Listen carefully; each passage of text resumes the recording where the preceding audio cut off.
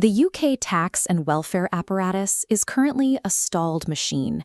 It extracts roughly 39% of gross domestic product through a maze of penalties, and then redistributes it through an equally tangled bureaucracy. A complete teardown, replacing every tax with a single levy on land and every welfare check with a flat universal income, sounds like a mathematical fantasy. In its purest form, it is. But taking the core mechanics of that radical idea and building a hybrid system might be the exact blueprint we need to restart the engine. Look at how the current machine processes poverty.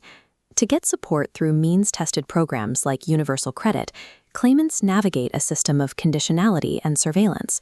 As soon as a low-income worker takes on extra hours, their benefits are rapidly tapered away. When you combine this withdrawal with existing income tax, these workers face an effective marginal tax rate of 60 to 70%. For every extra pound they earn, they keep pennies. This mechanism creates a trap where working more leaves you barely better off.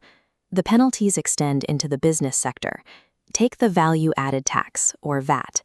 As a small business approaches £90,000 in annual turnover, they hit a registration threshold. Crossing that line instantly slaps a 20% price disadvantage onto their goods compared to smaller competitors. To avoid this, owners intentionally throttle their own growth, refusing new contracts or capping output. The tax code actively discourages successful expansion. While labor and enterprise are penalized, the system rewards hoarding. If you hold prime real estate in an urban center, the underlying location value grows regardless of what you do with it. This unearned wealth is generated by the surrounding community and infrastructure, yet it accumulates largely untaxed. The state extracts revenue from the barista and the shop owner, while giving a pass to the speculator sitting on an idle, appreciating asset. Taxing work instead of wealth warps the entire map. Because property wealth is hyper-concentrated in the southeast, those property values inflate. Meanwhile, regions in the north, Scotland, and Wales see their labor and consumption drained by taxes, leading to structural stagnation. The current fiscal architecture effectively designs a fractured society. It creates a system that discourages productive labor while protecting the passive accumulation of stagnant wealth. This chart illustrates why land is a unique asset. Unlike a factory or a paycheck, you cannot manufacture more land. You cannot destroy it, and you cannot hide it. Because the supply is perfectly inelastic, taxing its economic value does not shrink the economy. Economists widely consider a land value tax the most efficient revenue mechanism because it generates zero deadweight loss. When the public spends billions extending a subway line or building a modern station, the commercial land surrounding it spikes in value. Currently, private landowners pocket that windfall. A land value tax captures this socially created value, returning wealth generated by public investment back to the public. If you fund the state through land, you can redesign how the state spends. Universal basic income replaces the entire policing apparatus of the welfare state with a single, unconditional cash transfer distributed to every citizen. Because a UBI is never withdrawn when you get a job, the welfare trap vanishes. If income taxes are abolished in this scenario, the marginal tax rate drops to exactly 0%.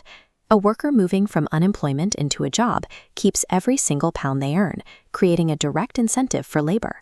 This forms a closed loop. The UBI dividend goes to citizens, who spend it locally. That spending drives up demand for locations, increasing land rents. The land value tax then captures those rents, refilling the fund paying the UBI.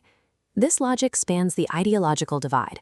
Figures ranging from progressive Nobel laureates to free market champions, like Milton Friedman, all agree on the underlying theory. Friedman himself famously called the land tax the least bad tax. In this theoretical equilibrium, the tax captures unearned rent to fund an unconditional cash floor.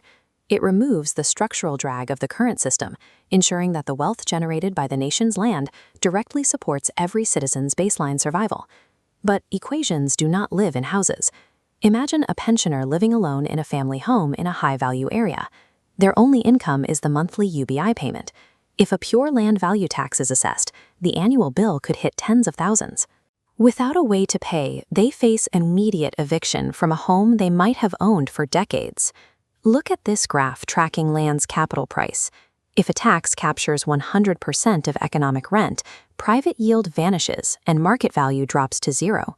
For homeowners, mortgage collateral evaporates, plunging millions into negative equity and rendering banks insolvent. The universal basic income also hits a mathematical wall. If you divide the UK's current welfare budget equally among 70 million people, the payment is only a few £1,000s per year. It is not enough to cover rent and food. Raising the UBI to a level people can actually live on becomes astronomically expensive. Furthermore, a flat payment ignores the fact that human needs are not uniform. A singular basic income strips away the targeted support that disabled citizens and pensioners rely on to cover their specific, higher costs of living. The pure thought experiment fails because human needs and historical debts are profoundly unequal. A system built on absolute uniformity cannot survive contact with a messy, varied reality. We can harness the benefits of this theory through a pragmatic retrofit.